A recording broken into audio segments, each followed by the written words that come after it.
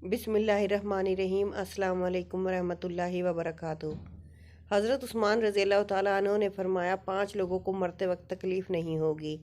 वो 5 लोग कौन हैं, जानने के लिए वीडियो को आखिर तक ज़रूर देखिएगा। नज़ा के वक्त मुसलमान को जो तकलीफ़ होती है उस पर अल्लाह रब्बुल इज़्ज़त की जानिब से नेकियां अता की जाती हैं। जैसा कि सुनन इब्न माजा में बरवायत हज़रत आयशा रज़ी अल्लाह तआला अन्हा से मरवी है कि रसूलुल्लाह सल्लल्लाहु अलैहि वसल्लम उनके पास तशरीफ़ लाए, इस हाल में कि उनके पास उनका कोई करीबी रिश्तेदार मौत की सख्ती में मुब्तला था। रसूल अकरम सल्लल्लाहु अलैहि वसल्लम ने मुशाहिदा फरमाकर हज़रत आयशा रज़ी अल्लाह तआला अन्हा से फरमाया, अपने रिश्तेदार पर गमगीन ना हो, इसलिए कि ये इसकी नेकियां हैं।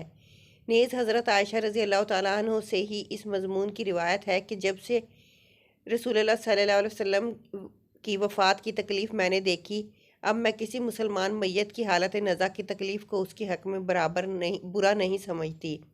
बस मज़कूरा हदीस से मालूम हुआ कि नज़ा के वक्त होने वाली सख्ती मरने वाले की बदअमालियों का हरगिज़ नतीजा नहीं होती। मुसलमान के हक़ में उस पर अजर व सवाब और गुनाहों की माफ़ी की ही उम्मीद रखनी चाहिए। नाज़रीन, 5 लोगों को मरते वक्त तकलीफ़ नहीं होगी।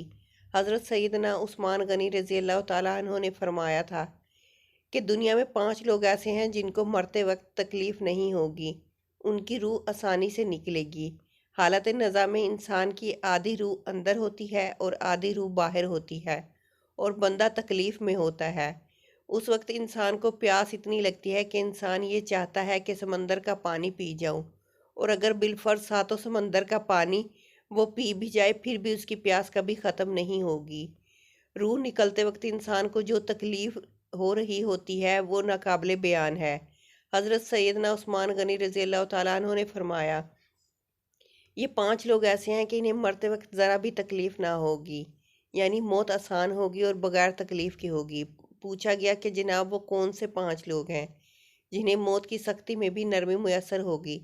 तो फरमाने लगे कि सबसे पहला शख्स वो जो अपने माँ बाप की मौत के बाद, यानी माँ बाप के मरने के बाद विरासत का हिस्सा अपनी बहनों को पहुंचाने में जल्दी करता है, यानी विरासत का हिस्सा अपनी बहनों को जल्दी और बर वक्त पहुंचाता है। ऐसा ना हो कि बहन के बच्चे भूख से बिलखते रहें और तुम बहन के हक पर कब्जा किए बैठे रहो और बहन इस इंतज़ार में रहे कि मेरा भाई कब मुझे मेरे माँ बाप की विरासत में से हिस्सा देगा। बहुत बार ये भी देखने में आया है कि बहन की शादी नहीं हुई जबकि वालिदैन दुनिया से रुखसत हो गए, तो भाई ने कहा कि कोई बात नहीं, जब बहन की शादी करूंगा तो उसका हिस्सा उसे जहेज की सूरत में दे दूंगा। याद रहे कि इस्लाम में बहनों को जहेज देना फ़र्ज नहीं है, जबकि उनका विरासती हक देना फ़र्ज है। दरअसल औरत को जहेज देना यहूदियों की रस्म है। इस्लाम इसकी तरगीब नहीं देता, लेकिन इस्लाम में औरत का विरासती हिस्सा देना फ़र्ज है। वाज़े रहे कि वालिदैन के तरके में जिस तरह उसकी नरीना औलाद का हक और हिस्सा होता है, इसी तरह बेटियों का भी उसमें शरई हक और हिस्सा होता है।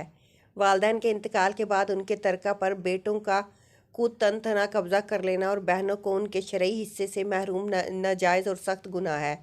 भाइयों पर लाजिम है कि बहनों को उनका हक और हिस्सा इस दुनिया में दे दें, वरना आखिरत में देना पड़ेगा और आखिरत में देना आसान नहीं होगा। हदीस मुबारका में इस पर बड़ी वईदें आई हैं। हज़रत सईद बिन ज़ैद रज़ी अल्लाह तआला अन्हु फरमाते हैं, रसूलुल्लाह सल्लल्लाहु अलैहि वसल्लम ने फरमाया, जो शख्स किसी की बालिश्त भर ज़मीन भी अज़राह ज़ुल्म लेगा, क़यामत के दिन 7 ज़मीनों में से उतनी ही ज़मीन उसके गले में तोक के तौर पर डाली जाएगी। एक और हदीस मुबारका में है, हज़रत अनस रज़ी अल्लाह तआला अन्हु फरमाते हैं, रसूलुल्लाह सल्लल्लाहु अलैहि वसल्लम ने फरमाया, जो शख्स अपने वारिस की मिरास काटेगा, यानी उसका हिस्सा नहीं देगा, तो अल्लाह ताला क़यामत के दिन उसकी जन्नत की मिरास काट लेगा। याद रहे कि जहेज़ की रस्म इस्लाम की रस्म नहीं बल्कि यहूदी रस्म है, और इसका बड़ा नुकसान है कि जिस तरह यहूदी औरत को बगैर जहेज़ के कोई शख्स कबूल नहीं करता, इसी तरह आज इस्लाम में भी औरतों की शादियों में सबसे बड़ी रुकावट जहेज़ है। गरीब आदमी की बेटी बैठी बैठी बूढ़ी हो गई कि जहेज़ का कोई बंदोबस्त ना हो सका।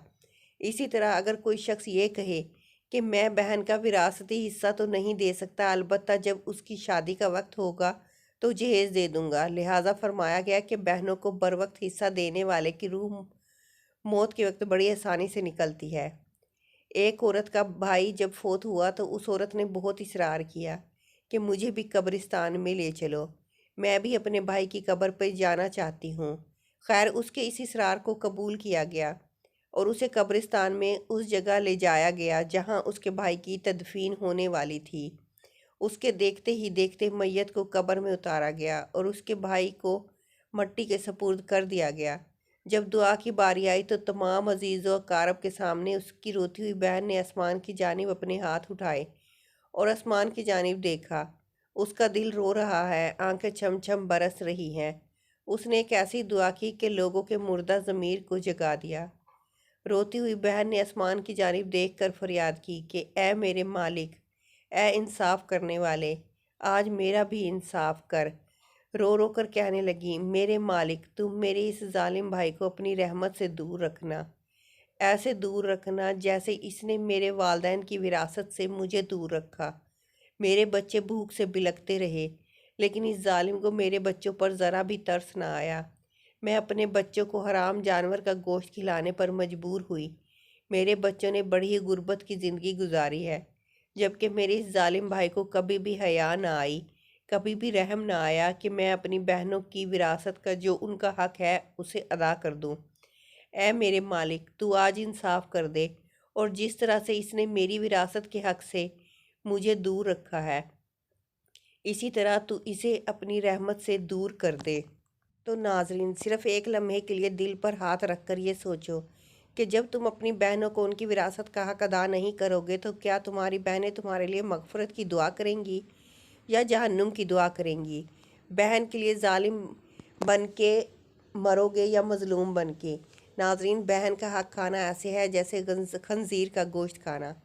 دوسرا وہ شخص جس کی روح مرتے وقت بڑی ہی آسانی سے نکلے گی، فرمایا کثرت سے صدقہ کرنے والا شخص، یعنی ایسا شخص جو اللہ اور رسول صلی اللہ علیہ وسلم کی رضا کے لیے اپنے مال و دولت میں سے یوں صدقہ کرتا ہے کہ جب وہ اپنے ایک ہاتھ سے کسی کو دیتا ہے تو دوسرے ہاتھ کو پتہ بھی نہ چلے۔ یعنی دوسرا انسان وہ ہے جو کثرت سے صدقہ کرے گا تو اس کی موت کے وقت اس کی روح آسانی سے نکلے گی اور جان کنی کے کا عمل اس کے لیے تکلیف دہ نہیں ہوگا۔ نمبر 3، ایسا انسان جو اپنی فیملی سے اچھا سلوک کرنے والا ہے، یعنی اپنے ماں باپ، بیوی، بچوں اور بہن بھائیوں سے نرم دلی کا رویہ رکھنے والا ہے، اپنے بیوی بچوں سے پیار کرنے والا ہے، حلال کا لقمہ کما کر اپنے بیوی بچوں کی کفالت کرنے والا ہے۔ بزرگان دین فرماتے ہیں کہ جب رزق تنگ ہونے لگے تو دسترخوان کو وسیع کر لیا کرو، یعنی اپنے بیوی بچوں پر خرچ کرنا بھی صدقہ ہے، انہیں کھلانا پلانا صدقہ ہے۔ لہٰذا ایسا شخص جو اپنی فیملی پر خرچ کرتا ہو اور ان سے حسن سلوک کرتا ہو تو جب وہ دنیا سے رخصت ہوگا تو اس کی روح نکلنے میں آسانی ہوگی اور اسے کوئی تکلیف نہ ہوگی۔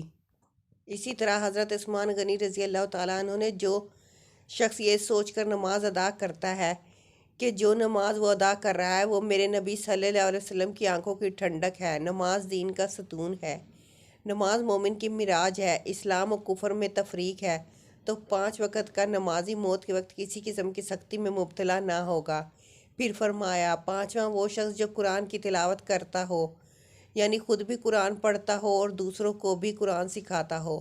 پھر فرمایا راتوں کی تنہائیوں میں اٹھ اٹھ کر قرآن پڑھا کرو اور قرآن پڑھتے وقت رویا کرو۔ فرمایا کہ اگر رونا نہ بھی آئے تو رونے کی کوشش کر لیا کرو۔ حضرت علی ہجویری گنج بخش رحمۃ اللہ علیہ سے کسی نے پوچھا کہ حضرت اگر رونے کی کوشش بھی کرے اور پھر بھی رونا آئے تو پھر کیا کرے؟ فرمایا تو پھر اپنے مقدر پہ رویا کرو۔ کیا تم اتنے سنگ دل ہو گئے ہو کہ تمہاری آنکھیں آنسو نہیں بہاتی؟ اللہ پاک سے دعا ہے کہ ہم سب مسلمانوں کی موت کے وقت سختیوں کو دور فرما کر ہمارا خاتمہ ایمان پر نصیب فرمائے، آمین۔ ناظرین کمنٹ باکس میں اللہ کے 99 ناموں میں سے ایک نام ضرور ٹائپ کریں۔